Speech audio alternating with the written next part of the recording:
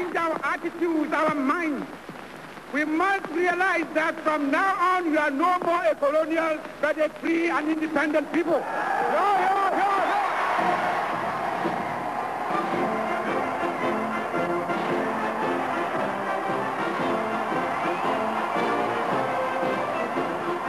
The African sun set on the Union Jack, but not on the English language. I have it in command from the Queen to read to you the following message from Her Majesty to her people of Nigeria. As you assume the heavy responsibilities of independence, I send my good wishes.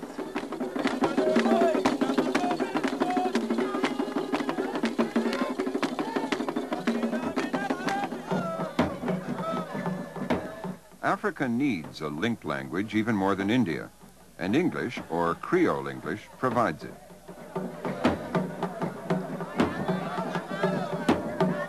This is Paramount Chief Anlath II. Just in his tiny chiefdom, there are 6 languages spoken. Africa itself has over 1,000 languages. Most people talk Timni and the others talk Susu, but we have some minority tribes like Locos, we have Limbas as well. We have the Fulas and the Madingos are here.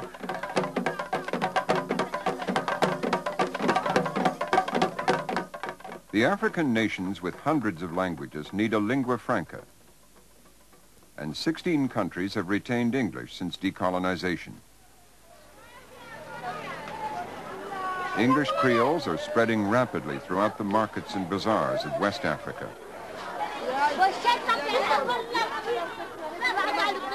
Perhaps as many as 200 million people now speak them.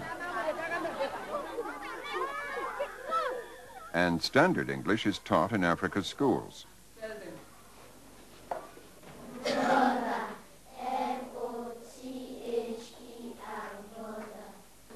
For these children, good English spelling and grammar will be vital for a career in law, medicine, or government.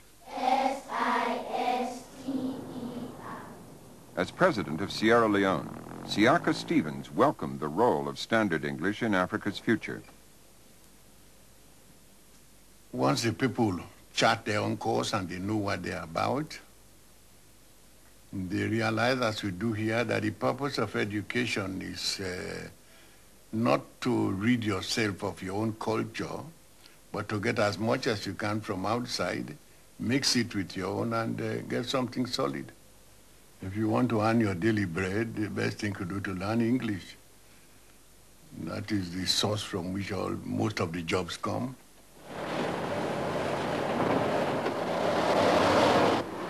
This West African bauxite mine is owned by the Swiss multinational Alu Suisse, but English is the day-to-day language of operations.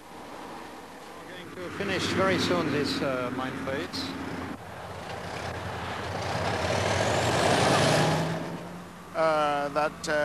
We will be closing the road, this road that is now used by public transport to go to Sirabu.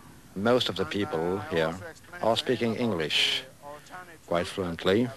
Maybe it's not classical English, but it's English. So it's the only mean of communication. There is quite a high turnover in our company. That means after 4, 5 or 6 years, the people are leaving the company. Who will replace them? Nobody knows. A German may be replaced by an English may be replaced by a German. So we have to use a language which is common for everybody. And this language is, of course, English.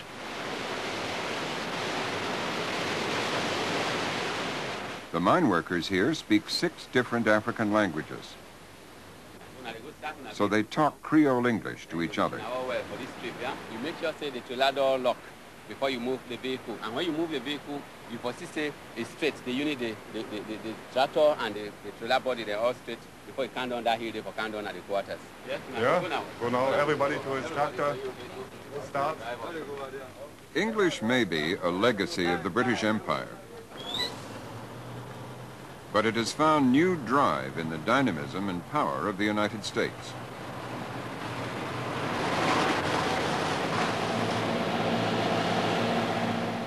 Language is associated with certain type of power, the economic power, political power. America has that. American variety might take over as an international variety.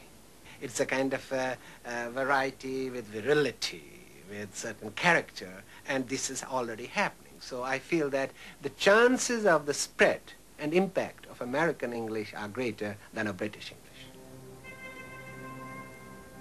As the 20th century advances, the influence of American English has grown with the growth of American military and economic power. But that influence is older than people think. Don't think, there's ever been a survey by a responsible statistical body to find out what is the most influential form of English in the world. Everybody has his prejudices. I have one friend who says, I like Englishmen to speak English and Americans to speak American. And I say, talk to me for 5 minutes. And if he does, he's using, say, 300 Americanisms that came in 60 years ago, 100 years ago, and so on. William Safire is America's most widely read language guru. Safire says that it's the sheer volume of American slang and jargon now flooding into the language round the world that's the measure of its power and influence.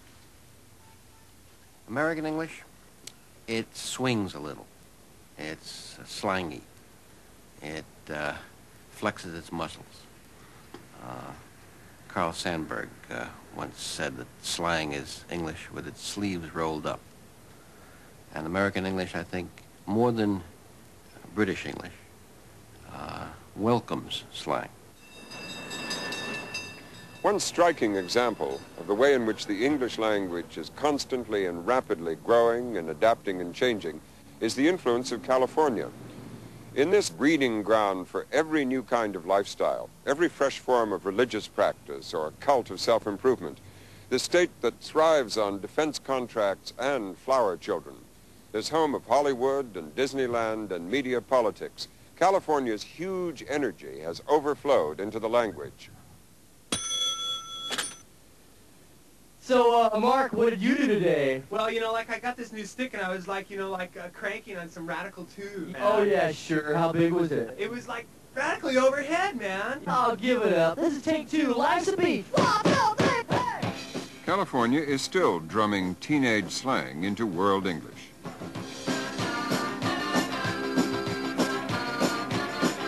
The surf punks put surf talk into their new single, Life's a Beach. So check it out, dude. I was cruising the beach yesterday. And the waves, they were totally cranking. It was really hot. These certain words find their way into the whole language, and some of it's pretty off the wall.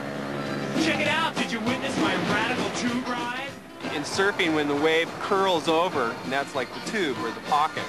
So if you're in the tube, you're taking the highest risk, and you're very rad. Oh, wow, that was really hot.